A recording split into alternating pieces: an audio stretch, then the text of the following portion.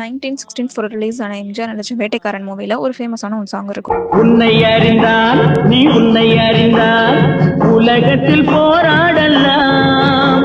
இந்த மூவி பார்க்கலனாலும் வேற ஏதாச்சும் ஒரு படத்துல இந்த வரிய கண்டிப்பா போட்டிருப்பாங்க. ஒரு ஆக்டர் பாடுற மாரியோ, இல்ல காமெடியன் வந்துட்டு பாடுற மாரியோ கட்டியிருப்பாங்க. இந்த லிரிக்ஸ் எழுதினவங்க யார் அப்படின்னா கவிஞர் கண்ணதாசன். இந்த லிரிக்ஸ் கேட்டாலே நம்மளுக்கு இதோட மீனிங் வந்துட்டு புரிஞ்சிருக்கும். பட் இதுக்கு முன்னாடியே கிரீக் பிலாசபரான சாக்ரட்ஸ் இதை பத்தி சொல்லியிருப்பாரு.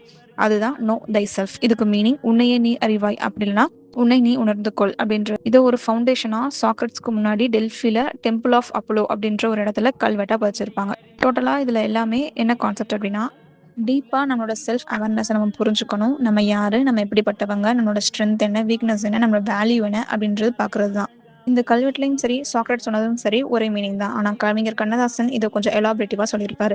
நம்மளை பத்தி நம்ம அண்டர்ஸ்டாண்ட் பண்ணிக்கிட்டோம் அப்படின்னா நம்ம லைஃப் மட்டும் இல்ல, சுத்தி உள்ள எல்லா விஷயத்தையுமே, ஏன் இந்த வேர்ல்டே நம்மளால ஹேண்டில் பண்ண முடியும் அப்படின்னு சொல்லியிருப்பாரு.